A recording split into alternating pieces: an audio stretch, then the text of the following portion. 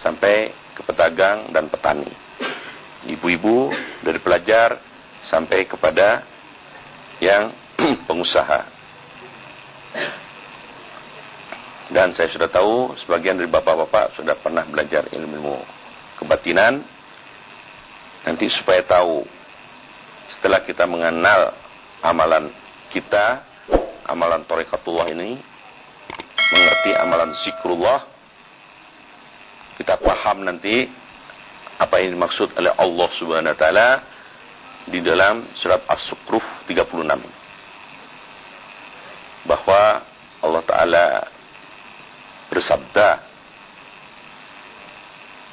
siapa-siapa yang lalai tidak beserta dan aku, otomatis kepadanya akan dikirimkan as-syaitan yang akan menemaninya sampai kepada liang kuburnya.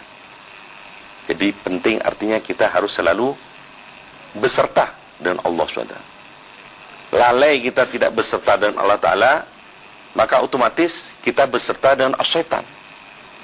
Jadi gendangnya hanya dua, diri kita ini. Diri yang mana? Di dalam ilmu tasawuf ini, orang-orang bijak, para ahli sufi mengatakan awaluddin ma'rifatullah. Untuk mengenal din yang namanya agama itu harus diawali, kita harus mengenal Allah Ta'ala itu dulu. Kalau kita betul-betul sudah mengenal Allah Ta'ala, baru din ini akan kita kenali dengan lebih baik. Tapi dikatakan juga dalam syariat, kenalilah dirimu sebelum kau mengenal Tuhanmu. Nah, jadi kita sebelum mencoba mengenal Allah SWT, kita harus kenal diri kita. Diri kita ini siapa, gitu loh. Itu yang harus kita hayati. Nah, yang mengenal diri itu harus tanya kepada yang bikin, jangan tanya kepada yang tidak bikin, begitu loh. Kalau ingin tahu Toyota, baca buku brosurnya Toyota. Jangan baca bukunya Komatsu, nanti keliru nanti. Allah Ta'ala dalam Al-Quranul Karim memberitahukan bahwa yang namanya kita manusia itu terbuat dari tanah. Setelah dengan ibu bapak kita, fisil bewat tara'ib, benih yang dihasilkan dari sumsum tulang belakang. Kemudian benih bapak dan benih ibu bertemu di rahim ibu, jadilah dia menjadi cikal bakal cabang manusia. Cikal bakal cabang manusia ini dari tanah, dia hidup dari tanah, dia berkembang dari tanah, terus sampai dia mati, nanti kembali ke tanah. Yang kita makan, coba lihat dari pagi sampai sore, semua asal muasalnya itu dari tanah. Yang kita minum ini juga dari tanah. Nah, di samping kejadian yang dari tanah itu, menurut Allah SWT, pada saat cabang bayi itu di rahim si ibu, umurnya 120 hari, 4 bulan, Allah Ta'ala memberikan sesuatu. Sesuatu apa? Yang lain daripada si jasad. Kalau jasad datangnya dari tanah. Yang satu itu tidak. Dia dari sisi Allah SWT itu sendiri, yang disebut dengan ar-ruh, ruh yang datangnya dari Allah SWT. Jadi bukan dari tanah, dia dari langit dia. Kalau tanah itu zahir, bisa dideteksi oleh indera-indera kita ini. Tapi kalau yang ruh itu tak ada alat untuk mendeteksi, tidak ada alat. Tahu pun tidak. Karena kata Allah Ta'ala, katakan Muhammad, soal ruh adalah urusanku. Dan kalau ada yang tanya tentang ruh, kasih tahu bahwa aku membeli ilmu tentang ruh itu sangat sedikit. Ya tentunya sedikit bilangan Allah. Tentunya untuk kita, wah tentunya banyak sekali. Sampai mati nanti ilmu ruh itu tidak akan habis-habis. Nah, disinilah kita akan belajar tentang masalah ruh itu sampai di mana nanti. Tapi kita harus tahu bahwa yang ada dalam diri manusia ini ada dua prototip, ada dua kejadian yang sangat berbeda. Jasadnya dari tanah, yang satunya dari langit, ruh pada saat 120 tahun. 120 hari. Dia berkembang bersama-sama menjadinya manusia.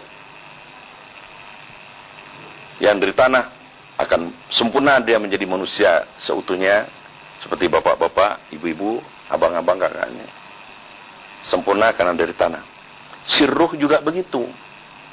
Dia harus berkembang juga sejalan dengan perkembangan si jasad ini.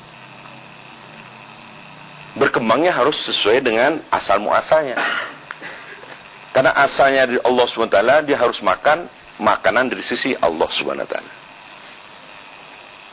Kalau makan makanan yang bukan dari sisi Allah SWT, maka dia akan berkembang. Dia tidak seperti yang dikehendaki oleh Allah SWT.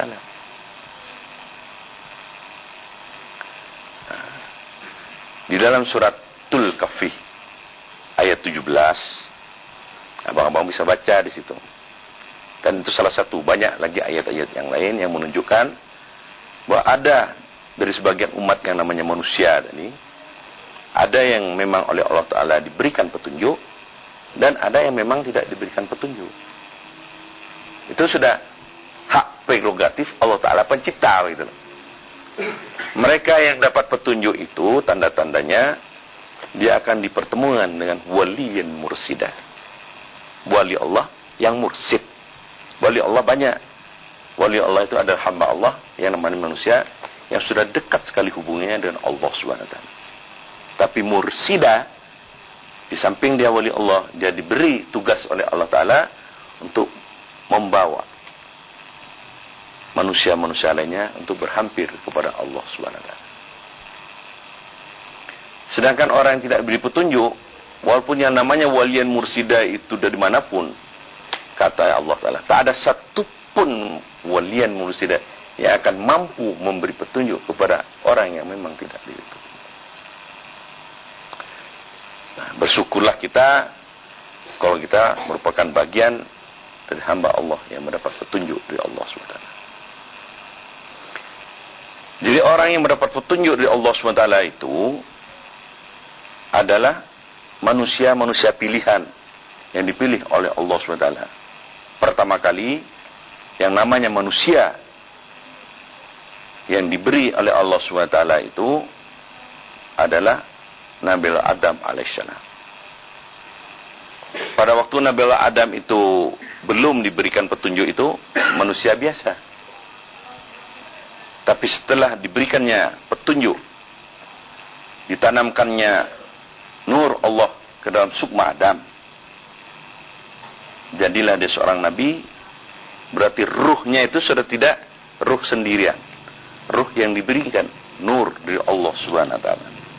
Beradalah di dalamnya itu ada unsur yang diberi dari Allah Subhanahu wa taala. Pada saat ruhnya Adam beserta dengan nur Allah Subhanahu wa taala, baru turun perintah, sujudlah semua alam semesta ini kepada Adam. Sujudlah kepada Adam. Semua sujud, termasuk malaikat. Illa iblis, kecuali iblis saja. Dia tidak mau sujud. Karena dia tidak mau tahu. Tidak memang mau tahu dengan Allah SWT. Ingkar dia. Allah Ta'ala marah, akan menghukum iblis selama-lamanya. Tapi iblis naik banding. Boleh. Tapi aku mohon diberi kelapangan, izinlah karena aku mengganggu dan menggoda semua anak keturunan Adam alaihissalam. Akan seganggu. Dan diizinkan Allah SWT. Boleh. Semua anak Adam boleh engkau ganggu. Tanpa batas. Illa, kecuali mereka-mereka yang beserta dan aku. Hanya manusia yang disertakannya Allah kepadanya, maka iblis itu tak akan mampu menggodanya. Bagaimana kita untuk mendapatkan, mensertakan diri kita dengan Allah SWT? Bagaimana caranya? Karena kata Allah Ta'ala, As-Sukruf 36, lalai engkau besta aku, maka engkau akan otomatis beserta dengan iblis tadi. Karena memang sudah diberi wewenang dia.